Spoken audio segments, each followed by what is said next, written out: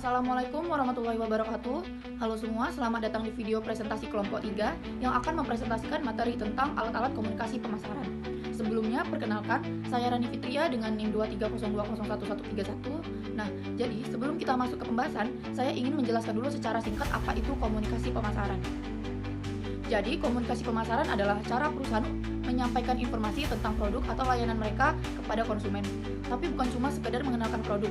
Komunikasi pemasaran juga bertujuan untuk membangun hubungan baik dengan pelanggan, menciptakan ketertarikan, dan akhirnya membuat mereka memilih produk tersebut. Kita mulai dengan alat komunikasi pemasaran yang pertama, yaitu iklan atau advertising. Iklan adalah bentuk komunikasi pemasaran non-personal dan berbayar. Artinya, pesan disampaikan ke publik luas dan perusahaan harus membayar untuk menayangkannya. Media penyebarannya beragam seperti TV, radio, koran, majalah, billboard, dan sekarang yang paling populer media digital seperti YouTube, Google Ads, dan media sosial. Tujuan iklan antara lain memperkenalkan produk, membentuk citra merek, dan mendorong pembelian. Contohnya, iklan sampo di TV bukan hanya menjelaskan manfaat, tapi juga membangun kesan bahwa mereknya elegan atau terpercaya. Kelebihan iklan adalah jangkauannya luas, bisa menjangkau jutaan orang dalam waktu singkat. Tetapi kekurangannya biaya cukup mahal, apalagi untuk target pasar yang besar. Sekarang, iklan digital makin digemari karena lebih fleksibel, hemat biaya, dan bisa disesuaikan dengan audiens. Misalnya, iklan baju yang muncul di Instagram berdasarkan minat kita. Itu hasil kerja algoritma dari aktivitas online. Baik, langsung saja kita masuk ke tren komunikasi pemasaran berikutnya, yaitu hubungan masyarakat. Sebelumnya, perkenalkan, saya Cynthia Salma Putri dengan NIM 230201025. Di sini saya akan membahas tentang hubungan masyarakat, atau yang sering disingkat menjadi humas. Dalam bahasa Inggris disebut public relation. Nah, berbeda dengan iklan yang fokusnya menyampaikan pesan secara langsung ke konsumen, humas ini lebih berperan dalam membangun dan menjaga citra positif perusahaan di mata publik. Tujuan utama dari kegiatan humas ini adalah supaya masyarakat memiliki kesan yang baik terhadap perusahaan, bukan hanya pada produknya, tapi juga pada nilai, budaya, dan tanggung jawab sosial perusahaan tersebut. Contoh kegiatan humas antara lain seperti siaran pers, yaitu pengumuman resmi dari perusahaan ke media, dan konferensi pers di mana perusahaan menyampaikan informasi langsung ke wartawan. Dan juga ada kegiatan Corporate Social Responsibility atau CSR, seperti donasi, bantuan bencana, atau program pendidikan yang disponsori oleh perusahaan. Nah, yang menarik dari humas ini adalah bahwa pesan yang disampaikan seringkali lebih kredibel di mata publik dibanding iklan. Kenapa bisa begitu? Karena informasi dari humas biasanya disampaikan melalui media pihak ketiga, seperti wartawan atau influencer yang dianggap lebih netral. Nah, namun kelemahannya adalah perusahaan tidak bisa mengontrol sepenuhnya bagaimana pesan itu disampaikan atau diterima di publik. Bisa saja niatnya baik, tapi malah disalahartikan atau mendapat kritik. Meski begitu, humas tetap jadi alat komunikasi pemasaran yang sangat penting, apalagi di era digital saat ini. Banyak banget perusahaan yang berusaha menunjukkan kepedulian sosial dan transparansi agar lebih dekat dengan konsumen, dan bisa mendapatkan kepercayaan jangka panjang. Terima kasih. Baik, saya Ananda Diri yang kita bangun dengan NIM 230201027 akan melanjutkan presentasi dari tim saya. Dan komunikasi pemasaran selanjutnya adalah promosi penjualan, atau dalam bahasa Inggris disebut sales promotion. Promosi penjualan adalah strategi pemasaran yang memberikan insentif atau dorongan jangka pendek untuk mendorong konsumen segera melakukan pembelian. Jadi, bisa dibilang ini adalah cara cepat untuk menarik minat pembeli, terutama saat perusahaan ingin meningkatkan penjualan dalam waktu tertentu. Contoh dari promosi penjualan yang paling sering kita lihat itu seperti diskon atau potongan harga, cashback, voucher belanja, beli satu gratis satu, atau hadiah langsung setiap pembelian produk. Strategi ini sangat efektif dalam jangka pendek karena memberikan rasa sayang kalau dilewatkan kepada konsumen. Misalnya, pas kita lihat tulisan diskon 70%, cuman hari ini otomatis muncul dorongan buat beli sekarang juga kan? Itu artinya promosi penjualan berhasil menciptakan sense of urgency. Keuntungan utama dari promosi penjualan adalah hasil cepat terlihat, penjualan bisa langsung meningkat apabila kalau promosi viral di media sosial. Tapi, promosi penjualan juga punya kekurangan. Kalau terlalu sering dilakukan, bisa membuat konsumen jadi terbiasa menunggu diskon dan tidak mau beli dengan harga normal. Selain itu, kalau promosi tidak dikelola dengan baik, bisa merusak citra brand karena kesannya produk jadi terlalu murah atau tidak eksklusif. Maka dari itu, perusahaan biasanya menggunakan promosi penjualan sebagai strategi pendukung, bukan strategi utama. Misalnya, dilakukan saat launching produk baru, musim liburan, atau saat stok menumpuk. Perkenalkan, nama saya Putri Azura Almunadia, NIM 230201066. Di sini saya akan membahas tentang sosial media marketing. Nah, di zaman sekarang ini, hampir semua orang punya media sosial, entah itu Instagram, TikTok, Facebook, Twitter, atau YouTube. Karena itu, media sosial jadi salah satu alat komunikasi pemasaran yang paling kuat dan efektif untuk menjangkau konsumen, terutama generasi muda nih. Nah, melalui media sosial, perusahaan bisa berinteraksi langsung dengan konsumen. Nggak cuma satu arah kayak iklan, tapi bisa saling balas komentar, bikin polling, Q&A, atau live streaming. Inilah yang membuat media sosial itu jadi sangat menarik ya teman-teman, karena bisa menciptakan keterlibatan antara brand dan audiens. Selain itu, media sosial juga memungkinkan penyebaran konten secara viral. Kalau salah satu konten menarik, lucu, atau menyentuh, itu bisa langsung dibagikan ribuan kali dan menjangkau jutaan orang hanya dalam hitungan jam. Keuntungan lainnya, biaya promosi lewat media sosial itu relatif rendah. Bahkan bisa gratis kalau brand punya akun resmi dan konsisten mengelola konten. Tapi tentu saja ada tantangannya juga, karena sifatnya real time dan publik, media sosial itu harus dikelola dengan sangat hati-hati. Salah posting atau merespon komentar dengan cara yang salah itu bisa langsung viral dan merusak reputasi brand. Nah, oleh karena itu, perusahaan biasanya punya tim khusus nih untuk manajemen konten, termasuk membuat strategi konten, merespon audiens, dan mengawasi tren yang sedang naik daun. Intinya, media sosial bukan hanya tempat hiburan, tapi juga ladang besar untuk membangun brand, menjangkau konsumen baru, dan menjaga loyalitas pelanggan.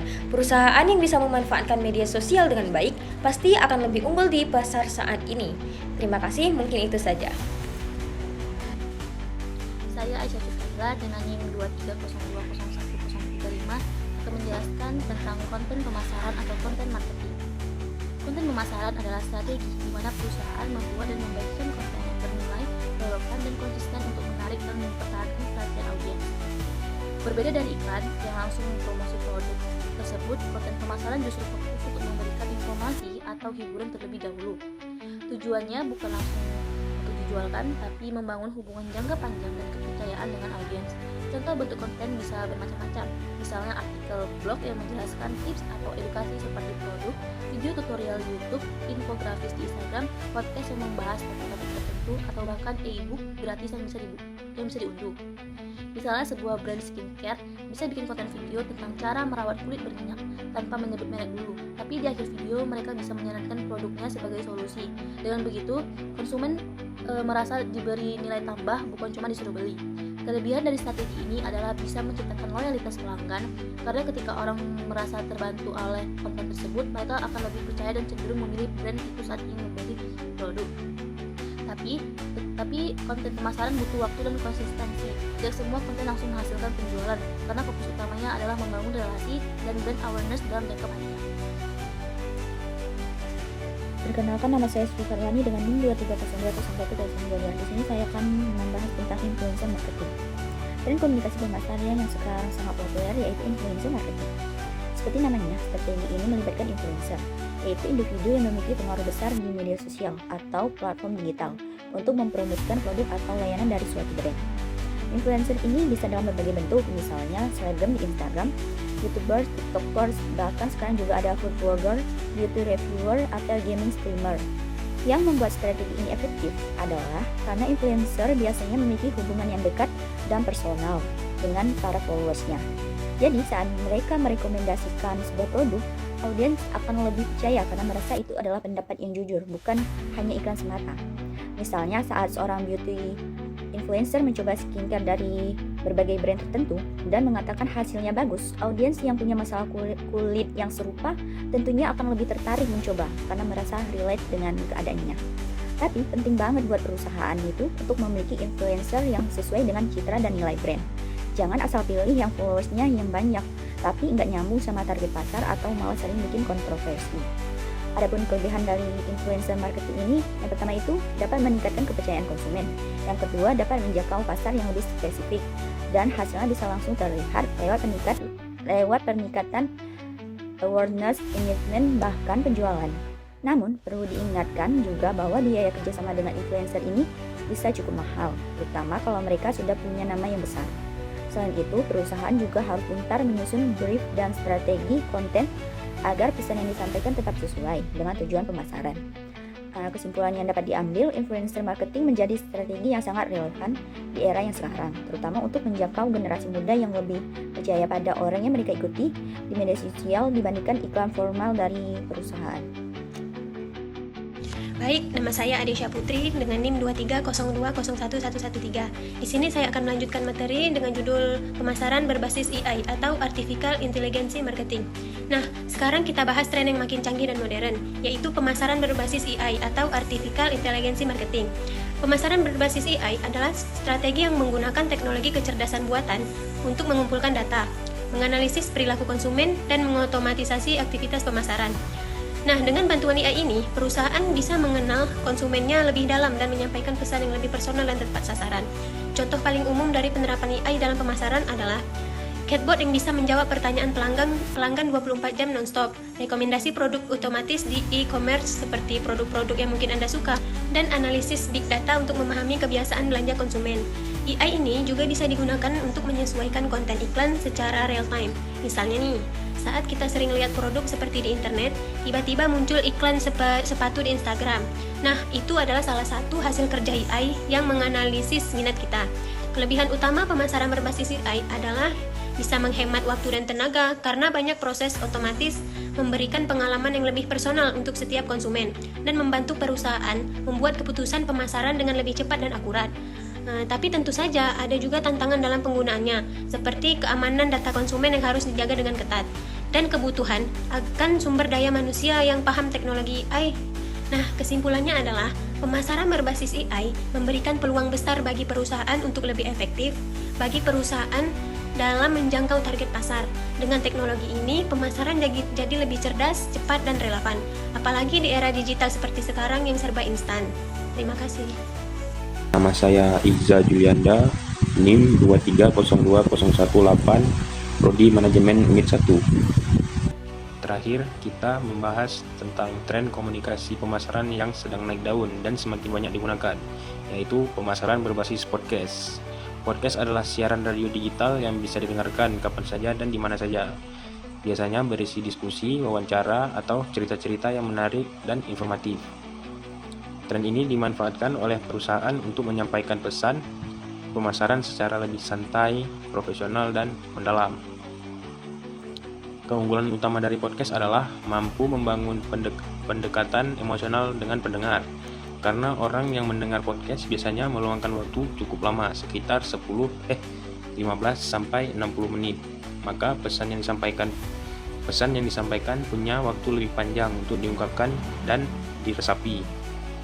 Brand bisa membuat podcast sendiri atau bekerja sama dengan podcaster yang sudah punya audiens setia. Misalnya, brand skincare biasa membuat podcast bertema self-love, perawatan kulit, atau tips hidup sehat. Lewat topik seperti itu, brand bisa menyisipkan pesan emosi tanpa terasa memaksa. Podcast juga cocok untuk menjangkau audiens yang lebih loyal, punya spesifikasi seperti pendengar rutin yang punya ketertarikan pada tema tertentu, misalnya teknologi, keuangan, kesehatan, atau gaya hidup. Keuntungan lainnya, biaya produksi podcast relatif lebih murah dibandingkan video, bisa menghasilkan dampak yang lebih besar, apalagi didukung dengan distribusi di platform seperti Spotify, Apple Podcast, dan YouTube. Tapi tantangannya juga ada, yaitu lebih konsisten dalam membuat konten dan kemampuan untuk menyusun narasi atau topik yang menarik agar pendengar tidak bosan. Jadi, pemasaran berbasis podcast itu sangat cocok untuk brand yang ingin membangun hubungan jangka panjang dan menyampaikan pesan yang lebih bermakna dan mendalam kepada audiensnya. Sekian dari saya, terima kasih. Nama saya Rizky Febriansyah dengan NIM 230201079. Baik, selanjutnya saya akan mempresentasikan studi kasus yang kami ambil itu dari produk L'Oreal. Kemudian alat yang digunakan oleh L'Oreal yaitu pemasaran berbasis influencer dan pemasaran media sosial. L'Oreal bekerja sama dengan berbagai influencer kecantikan di platform seperti Instagram, YouTube, dan TikTok untuk mempromosikan produk mereka. Influencer itu membuat konten yang menunjukkan cara menggunakan produk L'Oreal tersebut. Dampaknya, pendekatan ini membantu L'Oreal menjangkau audiens yang lebih mudah dan meningkatkan penjualan produk. Dengan memanfaatkan kepercayaan yang dimiliki influencer, L'Oreal berhasil membangun kredibilitas merek di kalangan konsumen. Strategi ini tidak hanya meningkatkan visibilitas merek di media sosial, tetapi juga dapat menciptakan hubungan yang lebih personal antara kedua pihak, yaitu merek dan konsumen. Dengan memanfaatkan testimoni dan pengalaman nyata para influencer tersebut, L'Oreal membentuk persepsi positif yang lebih otentik di benak audiens yang pada akhirnya dapat mendorong loyalitas pelanggan dalam jangka panjang. Baik, mungkin ini saja yang dapat saya presentasikan. Lebih kurang saya mohon maaf. Assalamualaikum warahmatullahi wabarakatuh.